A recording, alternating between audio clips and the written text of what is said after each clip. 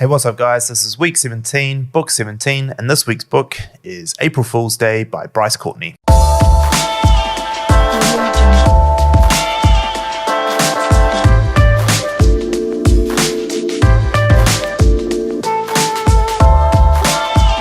Now this book is a very sad book. It's about Damon, who is Bryce Courtenay's son in real life, who died from the AIDS virus. He was a haemophiliac who contracted HIV through blood infusions that he needed to help with his haemophilia. There is a whole bunch of different things that happen throughout this book, and it is a story of his life told through his eyes, his father's eyes, his partner's eyes, his mother's eyes. And I feel that there's a lot I could speak about in this book. There's so many messaging that came out of it, but for me, probably the most disturbing part is where they talked about the failings of the public healthcare system and the Australian government.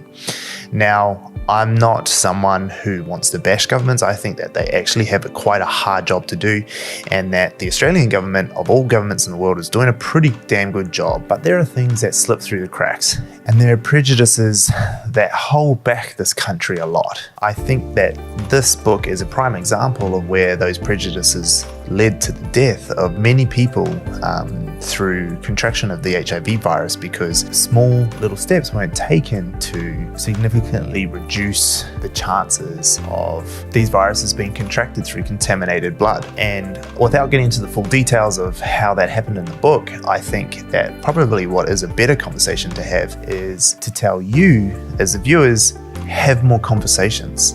This is what we're not doing as a society. Whenever things press forward and whenever we advance our society, it's through conversation. And that conversation happens in many different ways, but in all the most effective ways, it's been through good back and forth conversation with two parties who are there to find a mutual ground.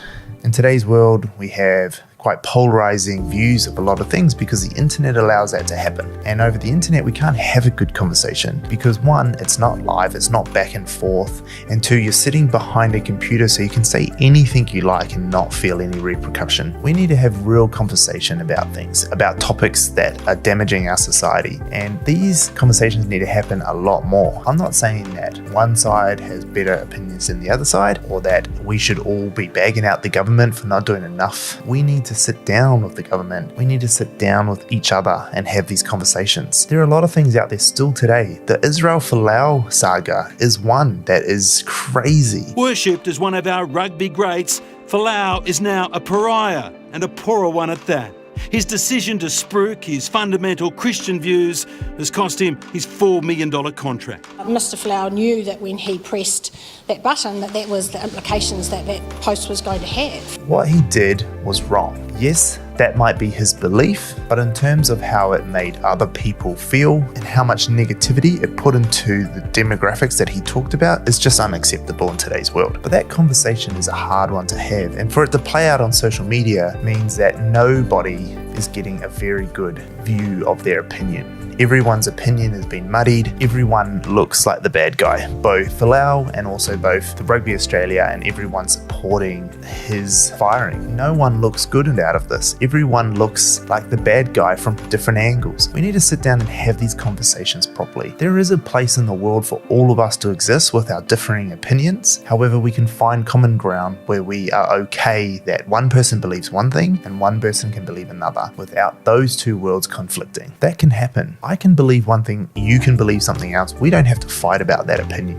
I don't have to shove it down your throat. This is the world we need to get to, and we can only do that through conversation. Unfortunately, to have real conversation, we have to have people swallow their pride, and people suck at swallowing their pride. I suck at swallowing my pride. Most of you probably suck at swallowing your pride. But you need to be able to swallow your pride when you have these conversations because you want to fight for your cause. You're passionate about it, you care about it. But just because you're passionate about something doesn't mean that it's completely true or it's completely right. Just because you're super passionate about God doesn't mean he's real. Just because you're super passionate about being an atheist doesn't mean you're right either. What we need to do is have conversation. We need to talk through things, and we need to find a common ground where we can all be okay living on. And that common ground doesn't mean that everyone has to believe in you.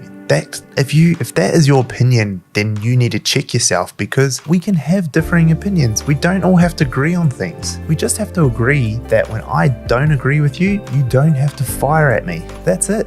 That's what we have to figure out. We have to find a way where we can live in these worlds in our own way. And unfortunately, with the internet, it's making it a lot harder to do this, because ideas can spread so much faster, and you can already see it with things like, the Russians meddling in the presidential election. And look, some people might not think that's true, but it most likely is. And if you go now and you look at Smart Every Day and you watch his 3 videos he put about Twitter, Facebook and YouTube, and how there are people out there who are manipulating these platforms to push their agendas or to sell this ability to other people who want to push their agendas. One of the things that Facebook discovered when they realized they were under attack is that these bad guys would purchase advertisements and put them on the internet to try to divide and anger specific groups of people. For example, Christians. The Internet Research Agency, that's the bad guys, they created this fake page called Army of Jesus, and they created ads like this. I want to speak to this one because I'm a Christian and I can kind of tell you what I feel. Every Christian I know would look at this and not only roll their eyes, but this kind of thing breaks our hearts. I want to keep my faith out of politics, so seeing something weird like this makes me sad because it feels like a fellow Christian just doesn't get it. The real thing that hurts here, if I'm honest, is I'm afraid my non-Christian friends will see this and think that that represents people that share my faith. Lowbrow, combative, easily manipulated. You see the play here? It doesn't have to be the legitimate viewpoint of anyone for this to be effective.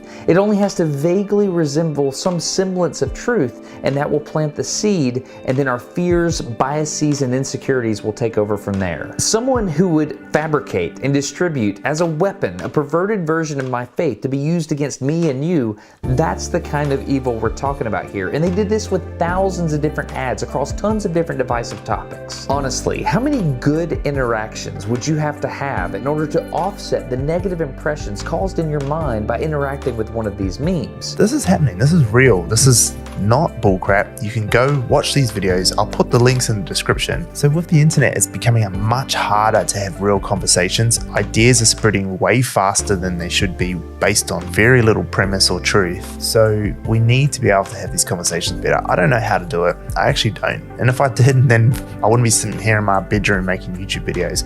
I'd be out there pushing it. But at least we can start having these conversations. And hopefully from this video, more of you are having these conversations with each other, and we can start pulling in these differences. Hopefully now that you've watched this video, you might have more of these conversations with your loved ones and your friends and your colleagues, and help start closing up these gaps between our differing views, because we are all the same in the end. Yes, we might have different opinions on things, but that shouldn't mean that we hate or discriminate. So I'm going to leave it there. It was a pretty heavy book, but this was my key takeaway, that back in this world in the 80s and the early 90s, people had massive prejudices against gays, against AIDS, against all sorts, and it stopped the progression of science and knowledge because people were too scared of the outcomes. That same behavior is still happening today, and we need to figure out how to fix it. And the only way I think we can do that is by having real conversations with each other.